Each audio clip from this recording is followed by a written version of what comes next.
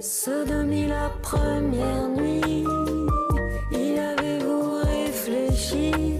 Vous vouliez le grand amour, il a fui au petit jour. Bonjour, good morning. Je suis Bénédicte Anne, votre love coach depuis 2004. Ici, on parle toujours cash, mais jamais trash, d'amour, de célibat et de schéma relationnel. C'est parti!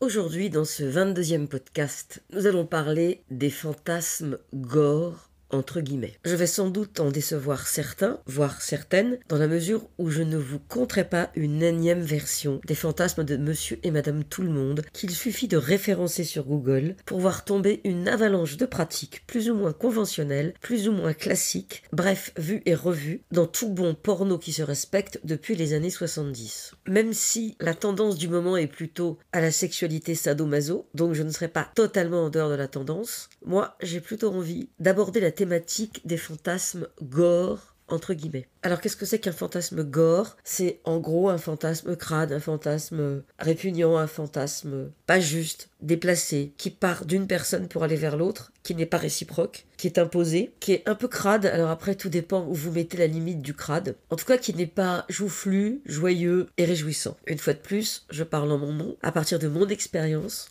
de ma perspective, de ce que j'apprends, de ce que j'entends dans mon activité de coach, et bien sûr, mes propos n'engagent que moi. Alors peut-être dans un autre contexte, les fantasmes entre guillemets gore dont je vais vous parler, s'ils étaient partagés, pourraient presque devenir banals. Pourquoi je dis s'ils étaient partagés? Parce que j'ai remarqué que ces fantasmes gore étaient le fantasme de l'un des partenaires du couple et qu'il imposait son désir, son besoin, sa pulsion, vous l'appelez comme vous voulez, à l'autre. Et que l'autre, d'une manière ou d'une autre, subissait. Et si on pouvait imaginer qu'il y ait une réciprocité possible, en d'autres termes que ce soit chacun son tour de pratiquer le fantasme, je doute que l'exploration ait la même saveur pour les deux partenaires. On est souvent malheureusement obligé d'admettre que ça va dans un sens, le sens de la réalisation du fantasme de celui qui l'émet. L'idée d'évoquer les fantasmes gore, toujours entre guillemets, m'est venue suite à un webinaire auquel vous avez peut-être participé. Dis-moi comment tu fais l'amour, je te dirai comment tu as été aimé. Dans ce webinaire, j'ai évidemment beaucoup échangé avec les personnes présentes et j'ai demandé aux femmes de relater les situations sexuelles qu'elles avaient pu subir récemment ou autrefois, qui ne leur semblaient pas appropriées ou qui ne leur avaient pas semblé appropriées à l'époque et qui, selon leur regard d'aujourd'hui, relevaient de la maltraitance sexuelle entre guillemets. Bien m'en a pris, je suis tombée de haut, mais de très haut. Ce que j'ai entendu, pour être honnête, ne m'a pas totalement surprise. Avec mes années d'expérience, tant dans le cadre de mon agence de rencontres, avant l'ère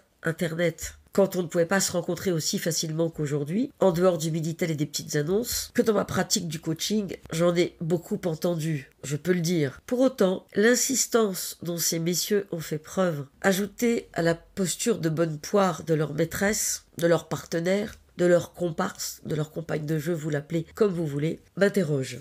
Avant d'aller plus loin, je vous rappelle que j'organise un webinaire dimanche 16 janvier à 20h sur le thème 2022, c'est décidé, j'arrête d'être célib. Vous trouverez le lien ci-dessous. Et si vous me regardez sur une plateforme de podcast, il vous suffit d'aller sur la chaîne YouTube Bénédicte Anne et vous trouverez le lien sous la dernière vidéo ou le dernier podcast. Je m'adresse aux hommes comme aux femmes, quelles que soient vos orientations sexuelles, homo, hétéro, trans, tout ce que vous voulez. Mais je dois l'admettre, ce sont plutôt les femmes qui ont fait germer en moi la notion de fantasme gore, entre guillemets, puisque ces fantasmes gore émanaient des hommes qu'elles avaient connus. Alors une fois de plus, c'est une tranche de la population qui est venue à mon séminaire et qui m'a donné envie de partager quelques-unes des informations que j'ai pu recevoir ce jour-là. Cela ne signifie pas que les femmes n'ont pas de fantasme gore. Je témoigne à partir de ce qui m'a été partagé. Et si on veut vraiment établir une réciprocité dans le gore entre guillemets, on verra que finalement l'équivalent s'exprimerait plus dans l'attitude des femmes que dans leurs fantasmes. En gros, les comportements gore chez les hommes se cristallisent autour d'un certain nombre de fantasmes très précis et très ritualisés. Et chez les femmes, je dirais qu'ils se cristallisent à travers des postures de domination, de manipulation cruellesques qui sont plutôt dans le « ah non, pas comme ci »,« ah non, pas comme ça »,« ah non, mais là, j'ai pas envie »,« ah mais là, je peux pas à cause de ceci », et qui sont plutôt finalement une sorte d'interdit qui emprisonne l'homme dans une toile d'araignée bien tissée, alors que dans le même temps, les femmes sont prisonnières d'une toile d'araignée fantasmatique. Et si vous restez jusqu'au bout, je développerai ce dernier point. Alors, je vais donc vous parler de 3 topics. D'abord, les fantasmes gore. Ensuite, celles, puisqu'on a vu que dans notre thématique d'aujourd'hui, je parlais des femmes qui avaient accepté / subi les fantasmes de leur partenaire. Et à la toute fin, pourquoi celles-ci, ceux-ci vivent ça. Donc à la fin, je pense que je ferai le parallèle avec les comportements des femmes, parce que quand j'ouvre la boîte de tous les hommes qui sont venus me parler des femmes avec lesquelles ils étaient et avec lesquelles ils étaient si malheureux, je vois bien qu'il y a des points communs. Et si vous voulez aller encore plus loin, j'ai créé une formation qui s'appelle « Comprendre les fantasmes sexuels des hommes », dans lesquels je vais au bout de l'explication. Vous trouverez le lien ci-dessous. Quels sont les fantasmes gore, entre guillemets, que j'ai découverts? Alors, je vous l'ai dit dans le désordre, à partir de ce que j'ai entendu, donc c'est une création totale, il n'y a aucune règle en la matière. Il y a l'homme qui tire les cheveux de la femme pendant l'acte. Jusqu'à présent, je n'ai pas entendu une seule femme me dire qu'elle aimait qu'on lui tire les cheveux pendant l'acte. Mais peut-être que je ne connais pas les femmes qui aiment qu'on leur tire les cheveux. Et si on voulait établir une réciprocité, ce serait un peu compliqué, à moins que le monsieur ait les cheveux longs. Et peut-être, à ce moment-là, dans certains trips sadomaso, monsieur peut être tiré par les cheveux alors qu'il fait le chien à 4 pattes. Mais ça n'est pas notre sujet. Il y a aussi l'homme qui pousse de manière très claire et assez ferme la tête de la femme vers son sexe. Bon, ça c'est un grand classique, je ne pense pas que ça relève du fantasme, mais pour les femmes qui s'exprimaient, il s'agissait d'un comportement peu respectueux, puisqu'elles résistaient, évidemment. On peut parfaitement comprendre que le monsieur a besoin qu'on s'approche de lui pour lui faire une fellation, et on peut avoir envie d'y aller. Dès lors que le monsieur pousse la tête pour bien faire comprendre que c'est maintenant quand il l'a décidé, et qu'on n'a pas envie d'être au rapport, ça rentre dans les fantasmes gore, même si je considère que ce n'est pas vraiment un fantasme. Mais le comportement et l'énergie qui l'accompagne relèvent du fantasme gore. Il y a aussi l'homme qui souhaite renifler la culotte de la dame. Dans ce cas-là, j'ai tendance à dire que c'est un fantasme indirect dans la mesure où vous n'êtes pas concerné directement. Quand on vous tire les cheveux, quand on vous pousse la tête, vous êtes concerné. Quand on veut renifler votre culotte, il y a un objet transitionnel entre la pulsion sexuelle de l'homme et vous. C'est un petit peu comme si la culotte faisait écran. Alors, là encore, est-ce que vous avez envie de renifler les boxeurs des mecs? Je pense que c'est plus un truc d'homme qu'un truc de femme. Mais il n'y a pas si longtemps, je parlais d'une abominable odeur de couille. Donc je vous renvoie au podcast sur le sujet. Donc je considère que c'est quelque chose qui peut être tout à fait possible. C'est gore quand 1, c'est pas réciproque, quand 2, c'est systématique et fréquent, quand 3, ça nous renvoie à Napoléon qui disait à Joséphine « Ne vous lavez pas, j'arrive » et qu'il mettait 3 semaines pour arriver. Il y a des gens que ça peut déranger, d'autres que ça ne dérange pas. J'ai aussi entendu parler des cunnilingus pendant les règles, de faire l'amour pendant les règles. Là, je considère que c'est très personnel et que ça ne fait pas partie des fantasmes gore. Sauf que dans certaines cultures, le sang est impur. Donc par définition, c'est gore. Dans l'absolu, pas en ce qui nous concerne aujourd'hui. Il y a aussi l'homme qui veut que la femme porte des talons aiguilles pour lui labourer ses testicules. Là encore, il n'y a pas de réciprocité possible, et si c'est la condition sine qua non pour qu'il ait une érection, c'est plutôt inquiétant. J'ai aussi entendu parler d'un homme qui voulait regarder sa compagne s'épiler l'intimité. Là encore, c'est une curiosité qui peut se comprendre à partir du moment où la femme n'est pas dérangée par le fait qu'il observe le geste, ou même que ça puisse l'exciter. Mais dès lors que ça fait partie d'un certain nombre d'exigences et qu'elle n'a pas forcément envie de révéler cet acte-là, ça devient un fantasme gore. Il y a eu beaucoup de situations autour de l'urine, plutôt des hommes qui souhaitaient voir leur compagne uriner devant eux, elle n'éprouvait pas ce besoin. Et puis évidemment, toutes les situations un peu folles, un peu originales, un peu dangereuses, les portes cochères, dans une voiture, au bois de Boulogne, avec des gens qui regardent. Et tout ça, bien sûr, sans que la personne ne soit vraiment d'accord. Ce qui m'a le plus choqué, c'est quand l'homme insiste parce qu'il a envie de faire l'amour, que la femme n'a pas envie, n'est pas in the mood, et qu'il ne lâchera pas le morceau tant qu'il n'aura pas ce qu'il veut. Ça s'apparente à du viol conjugal. Vous vous doutez bien qu'il y a des millions de micro-fantasmes que je pourrais développer. Là, je n'ai évoqué que certains parmi ceux qui ont été cités lors du webinaire. Le fantasme gore, c'est quelque chose que vous subissez, qui ne vous est pas agréable, et que vous vous sentez obligé de faire soit pour garder l'autre, soit parce qu'il ne vous laisse pas le choix. Donc maintenant, ce qui va nous intéresser, c'est qui subit ça. Bizarrement, entre mes coachés, donc mon expérience du terrain, et ce que j'ai pu entendre récemment, celles, puisque nous avons dit qu'aujourd'hui nous parlons des femmes qui acceptaient les, entre guillemets, fantasmes gore, ont systématiquement une histoire familiale compliquée, généralement avec de la maltraitance, de la violence, de manière parfois très ostentatoire et très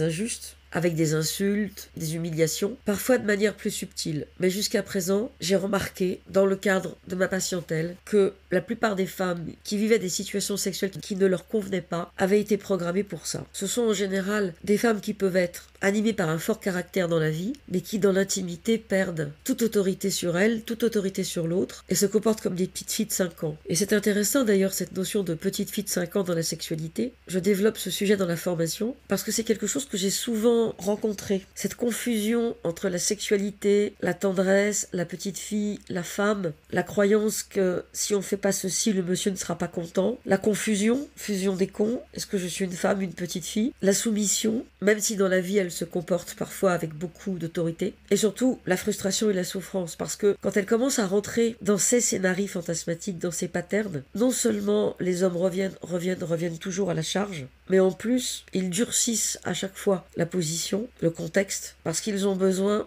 de plus d'intensité encore. Ce qui nous amène évidemment à nous poser la question suivante, pourquoi est-ce que les femmes vivent ça? Et surtout, pourquoi est-ce que les hommes leur imposent ça? Pourquoi elles le vivent? On l'a un petit peu vu juste avant. Elles ont été programmées pour ça. Et pour elles, c'est normal. Maintenant, vous avez des personnes qui viennent de familles maltraitantes et qui deviennent maltraitantes elles-mêmes. Parfois dans la sexualité, parfois dans d'autres domaines. Donc, c'est pas toujours on fait comme. On peut faire contre. Et plus il y avait de religion, de modèles judéo-chrétiens, de foi, de rigidité dans la famille, plus il va y avoir de transgression. Parce que d'une certaine manière, quand on a été contrôlé sur l'aspect sexuel, attention les garçons, c'est dangereux, c'est pas bien, ça veut prendre ta virginité, ça veut te faire un enfant dans le dos, ça veut profiter de toi, ça veut se décharger sur toi, la réaction parfois consiste à justement y aller et en faire 10 fois plus. Et ces femmes-là peuvent passer d'une incroyable libération apparente à un total statut monacal par la suite, à savoir d'un extrême à l'autre. Ce sont les deux faces d'une même médaille. Maintenant, ça pose la question des hommes qui imposent ça. D'abord, ils n'en sont pas conscients, parce que pour eux, c'est tout à fait normal. Ils n'ont pas l'impression d'avoir une sexualité, entre guillemets, gore, déviante, non respectueuse. En même temps, certains des hommes qui avaient été nommés dans le webinaire étaient à l'origine de plusieurs comportements dysfonctionnels et violents. Alors, violents pas au sens où je te frappe,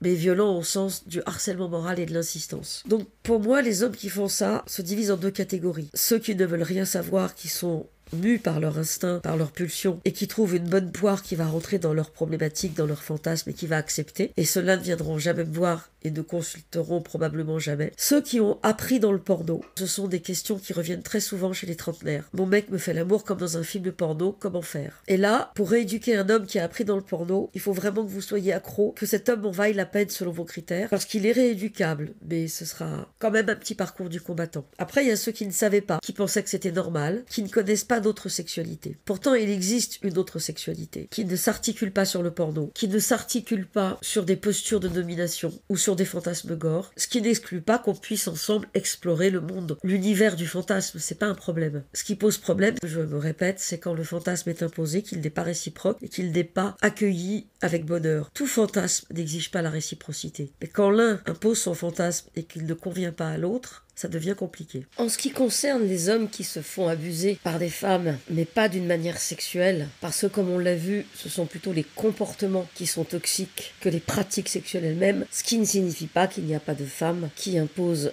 des sévices entre guillemets à leurs partenaires. Mais de mon expérience, j'ai plutôt rencontré des hommes qui étaient des petits chiens soumis et qui étaient programmés pour obéir en faisant ouaf ouaf face aux exigences de leur compagne. Alors messieurs, si vous avez été ou si vous êtes avec des partenaires qui vous traitent comme leur larbin, je vous invite à vous poser les bonnes questions. Pour finir, la sexualité est un vaste sujet. À chaque fois, je vous propose un angle d'approche et cet angle-là est une porte d'entrée comme une autre pour mieux comprendre à quel point notre univers fantasmatique parle de nous, à quel point notre sexualité parle de nous et à quel point il est important de vivre une sexualité qui nous convienne, qui corresponde à notre bien-être, en sachant que on peut aussi être éduqué, apprendre, explorer, découvrir. Mais pour avoir coaché beaucoup de femmes qui avaient exploré, découvert le monde de la sexualité, on se rend compte qu'on arrive toujours à l'essentiel, à savoir une relation privilégiée, très souvent exclusive, très intense, très sacrée dans l'échange sexuel, très incarnée, où l'un voit en l'autre un dieu ou une déesse, et où la respiration, la lenteur, la qualité de présence, le regard sont hyper important. Si vous voulez en savoir plus, je vous renvoie à mes autres podcasts sur le sujet et bien sûr à la formation Mieux comprendre les fantasmes sexuels des hommes et des femmes parce que j'en parle aussi. Et dans cette formation, j'ajoute régulièrement de nouveaux modules. Dis-moi comment tu fais l'amour, je te dirai comment tu as été aimé. Dis-moi comment tu vis les fantasmes de ton partenaire, je te dirai si tu te respectes. Dis-moi que tu ne te respectes pas, je t'apprendrai à te respecter. Merci d'avoir écouté ce podcast jusqu'au bout. Il y en aura 2 par mois, les 2e et 4e vendredis du mois. Vous trouverez des infos sur mon site internet www.benedictanne.fr. J'ai aussi une chaîne YouTube dans laquelle vous trouverez plein de contenus. Merci de mettre un commentaire positif pour encourager les podcasts à venir. À dans 2 semaines.